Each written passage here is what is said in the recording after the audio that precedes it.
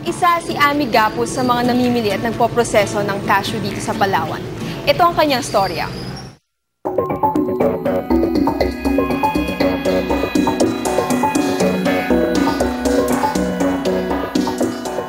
Lampas na ang aktwal na pamimitas ng bunga ng kaswi nang dumating kami sa Palawan. Subalit sapat na ang nakita naming buto ng kaswi sa Roxas Municipality pa lamang upang mapatunayang malaki nga ang produksyon ng kaswi dito. Sa nakita namin, mabusisi ang pagkakaswi. Sa pagpapatuyo pa lamang, may katagalan at mano-mano pa rin. Bagamat maraming negosyante ang bumibili ng hilaw na buto ng kaswi, pinipili ng mga taga-Roxas na mabalatan na muna ang buto bago nila ibenta. Sa ganitong paraan, mataas-taas ang presyong makukuha nila para sa raw kaswi. Ang siste, matrabaho rin ang pagbabalat ng buto ng kaswi. Ang simpleng gamit upang alisin ang makapal at may katigasang balat ng buto ay dinevelop ni Mang Prudencio Caabay na isang farmer scientist. Ang kaswi po kasi tinutuyo yan sa 3 araw hanggang 4 na araw kung maganda po ang init. Bago po siya i-process dito sa ating machine. Mainam na mabalatan ang buto at manatili itong buo. Subalit paminsan-minsan, di sinasadya ay may nahahating buto. May pagkakataon namang sadyang hinahati ang buto dahil may sariling paggagamitan. Kahit sino sa Roxas ay involved sa kaswi industry nito. Maging ang mga batang walang pasok sa paaralan ay tumutulong. Si Mang Romeo Gapus ay isa sa maraming processor ng kaswi sa Roxas. Nagsimula po kami noon na medyo kaunti pa lang yung puhunan namin. So kami po ay doon lang nagde-deliver sa palengke sa Puerto Princesa. Sa isang buwan, nakakapag-deliver na kami ng mga 200 kilos. Ang lahat ng mga luto namin ay nagustuhan ng mga namimili. So sa ngayon nga, yung misis ko nagre-repack kasi may order na dahil sa Korea. Hindi rin maikakaila na gumanda ang buhay para kay Mang Romeo. So ngayon po mama, nakagawa po ko ng aking accounting bodega. Nakabili po kami ng generator, yung nakahalaga po siya ng 20,000. Nakabili po ko ng lambat na pangdagat. Nakabili po ng kids yung sa balatan. Tiyaga lamang ang ating kailangan. Kung walang tiyaga talagang ang ibig sabihin talagang wala tayong medyo marating na kinabukasan. Mapalad naman si Lea Panaligan.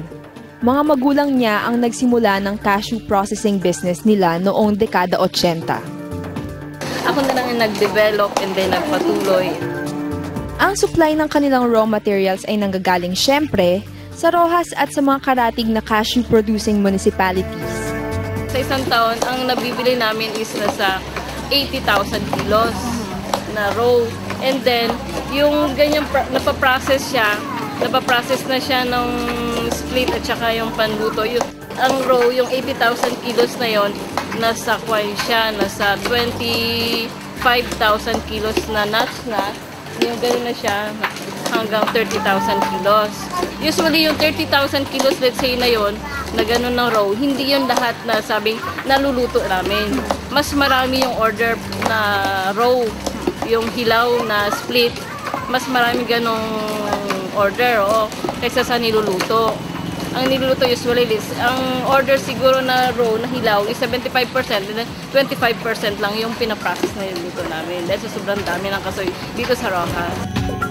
Isang hanap buhay na pangkomunidad ang pagproseso ng kaswi.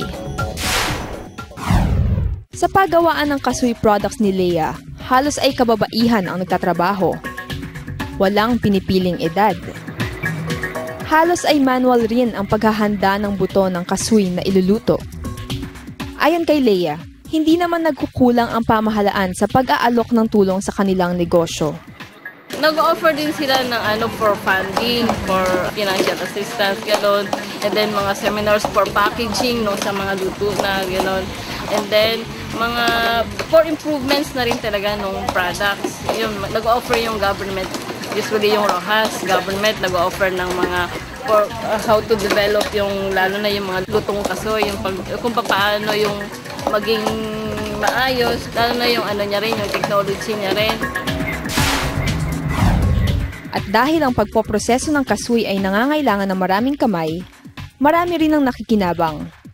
Una, syempre sa amin, sa family namin, syempre, kumbaga, dyan kami kahit paano napaaral ng parents namin.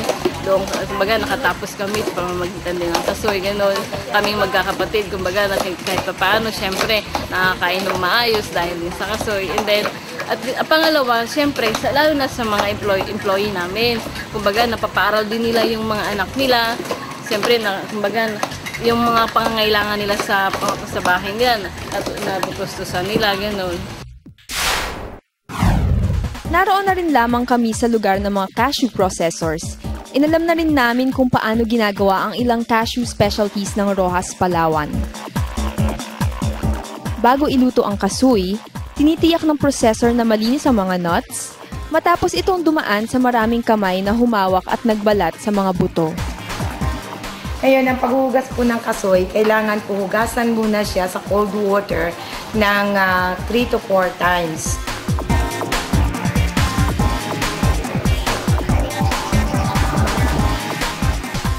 Pagkatapos po, ididip natin siya sa boiling water. Sa boiling water po, after a few minutes, no, saka i-drain natin at hugasan na naman po ng cold water. And then, that's the time ipa-fry natin siya sa mainit na mainit or boiling mantika. Ang prosesong naisalarawan ay kapwa para sa roasted kasoy nuts na walang asin at mayroong asin. Ang napritong kasoy ay maaari ring ituloy sa pagiging honey-glazed cashew nuts. Ito naman ay ginagamitan ng natural honey na sa Palawan lamang nakukuha.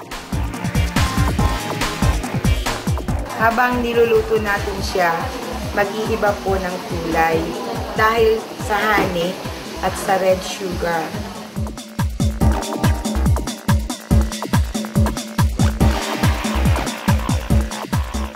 Ito na po ang finished product niya.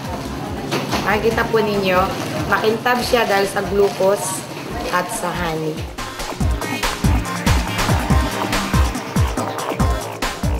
Isa pang variant ng kasoy nut ay ang cashew nougat na maaaring gamitan ng hati-hating buto o maging ang butong halos ay durog na. Ang unang pronsiso ay painitin ang kawali. Tapos ilagay ang glucose. Sandali lang, ilagay na natin ang asukal. Tapos, Asin. Antayin nating matunaw, sariling pagkakatunaw sa mainit. Sa kawali, wag nating hahaluin hanggang sa matunaw siya. Ang susunod na hakbang ay ang paghahalo ng butter.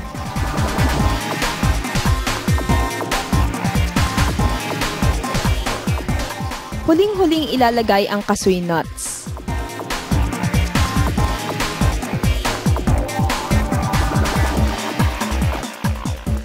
Haluing mabuti at hanguin.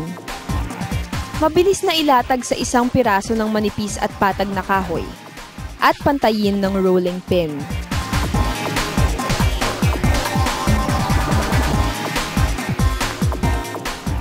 Habang mainit-init, maaari nang hiwa-hiwain ang nugat na maliliit na piraso. Katakam-takam, iyan ang mga produktong naproseso mula sa kasoy. Huwag na tayong magtaka kung sa Maynila ay medyo mataas ang presyo ng kasoy products. Ang mga ito ay pinagbuhusan ng pagod at panahon ng mga cashew growers at processors ng Palawan. Pero tulad ng napatunayan namin, sulit!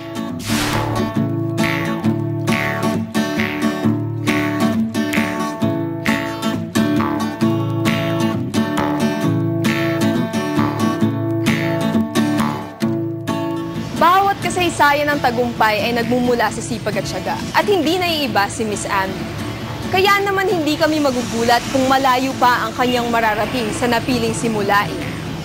Diyan lamang kayo at magbabalik pa ang bagong maunlad na agrikultura.